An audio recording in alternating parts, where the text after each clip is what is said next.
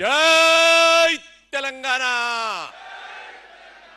చెయ్యి లేపకుండా తెలంగాణ రాలే, పిడికిలి బిగించకుండా తెలంగాణ రాలే, ఊపిరి గరిబేనాభి నుంచి తన్నుకొని వస్తేనే తెలంగాణ రాష్ట్రం వచ్చింది. ప్రతిదానికి కేసీఆర్ చెయ్యి కొట్టిండు.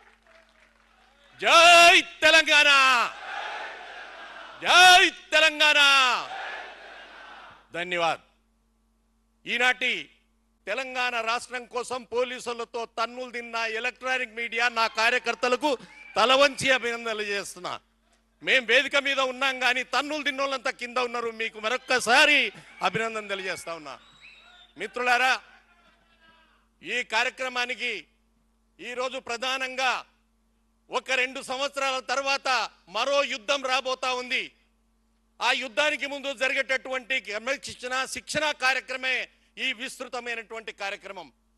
కేటీఆర్ గారు రాగానే, సబితా ఇంద్రారెడ్డి రాగానే, మంత్రులు రాగానే ముంగట ఉండి జై కొట్టి ఫ్లెక్సీలో బొమ్మలు వేసుకుంటే పార్టీ గెలవదు మిత్రులారా. పార్టీకి పనిచేయాలి, 30,000 పెట్టి బొమ్మేసుకోవాలంటే కార్యకర్తలకు చేత కాదు. గరీబ్ కార్యకర్తలు చాలా మంది ఉన్నారు. మీకందరికి నేను కోరేది ఒకటే, కేటీఆర్ గారు వచ్చినప్పుడు రోడ్ బ్లాక్ చేస్తే ముంగట జైలు కొడితే పార్టీ గెలవదు. పార్టీ ఎప్పుడు గెలుస్తుంది?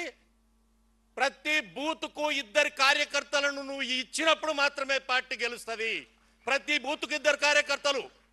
అవతల పార్టీ ఈ మన బీఆర్ఎస్ సైన్యంలో శత్రువులను జైన్ చేయాలని ప్రయత్నం చేస్తుంది. ఇది చాలా జాగ్రత్తగా గమనించాల్సినటువంటి అంశం. బూత్ ఏజెంట్లు కూడా శత్రువులు వచ్చి జైన్ అయితే రేపు పొద్దున ఎలక్షన్ కార్యక్రమంలో వాళ్ళే పనిచేయాలి. వాళ్ళు ఎవరి కోసం పనిచేస్తారు?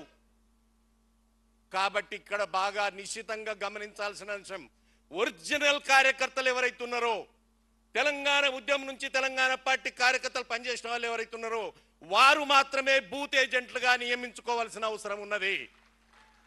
అప్పుడు మాత్రమే ఒరిజినల్ కార్యకర్తలు ముందుకు వస్తారు, మన ఓట్లు ముందుకు వస్తాయి.